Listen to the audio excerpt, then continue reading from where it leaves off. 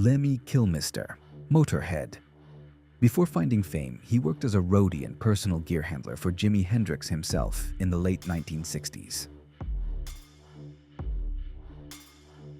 Till Lindemann, Rammstein. In his youth, he was a professional swimmer and even earned a selection for the East German Olympic team before an injury ended his sports career. Ville Valo, H.M. Before conquering the stage as a love metal icon, he worked as a clerk in his father's sex shop during his youth. Jonathan Davis, Korn. He is a licensed mortician by education, and his youth experience working in a morgue heavily inspired the band's dark lyrics. David Coverdale, Whitesnake, Deep Purple. When he sent his demo tape to Deep Purple in 1973, he was working in a clothing boutique and felt so insecure about his looks that the band's management funded his plastic nose surgery and weight loss. Mick Jagger, The Rolling Stones. Before becoming the epitome of rock rebellion, he studied finance and banking at the prestigious London School of Economics, planning a career in business or politics. Serj Tankian, System of a Down. Before grabbing the microphone for good, he earned a marketing degree and started his own proprietary accounting software company. Chester Bennington, Linkin Park. During times of absolute poverty early in his career, his only means of transportation was a skateboard, and he relied on employee discounts at Burger King for food. Chuck Billy, Testament.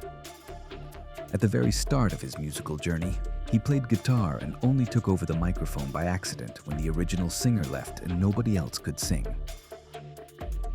David Lee Roth, Van Halen. He worked as a hospital orderly in his youth, a job he revisited years later after leaving Van Halen by becoming a certified EMT in New York City. James Hetfield, Metallica. Raised in a strict Christian Science household, his religious upbringing forbade him from taking biology classes or receiving medical treatment, which fueled his immense teenage rebellion. Joe Lynn Turner, Rainbow Deep Purple. He played the accordion as a child, and he was only pushed into singing by his parents after they overheard him humming in his bedroom. Robert Plant, Led Zeppelin. At the age of 16, he walked out of his home and quit school for blues music, taking jobs in road construction and laying asphalt just to survive. Chino Moreno, Deftones. At the very beginning of Deftones, he balanced band rehearsals with working in the shipping department of a Tower Records warehouse packing albums for other artists. Matthew Bellamy, Muse. As a teenager, he earned money by working as a house painter and cleaning and gutting fish at a local market in his hometown of Teignmouth. Sebastian Bach, Skid Row.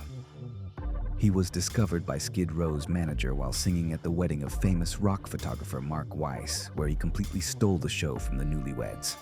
Ronnie James Dio, Black Sabbath, Rainbow.